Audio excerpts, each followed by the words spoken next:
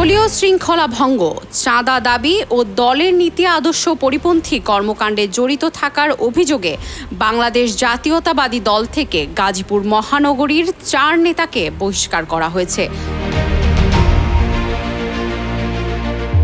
রবিবার বিএনপির সহ দপ্তর সম্পাদক অ্যাডভোকেট তাইফুল ইসলাম টিপু স্বাক্ষরিত এক প্রেস বিজ্ঞপ্তিতে এই সিদ্ধান্তের কথা জানানো হয়। বহিষ্কৃত নেতারা হলেন গাজীপুর মহানগর বিএনপির সাবেক যুগ্ম আহ্বায়ক রাকিব উদ্দিন সরকার পাপ্পু, গাজীপুর মহানগর স্বেচ্ছাসেবক দলের আব্দুল হালিম মোল্লা, গাজীপুর মহানগর বিএনপির সাবেক সদস্য জিয়াউল হাসান স্বপন এবং টঙ্গী পূর্ব থানার স্বেচ্ছাসেবক দলের সদস্য সচিব সিরাজুল ইসলাম সাথী।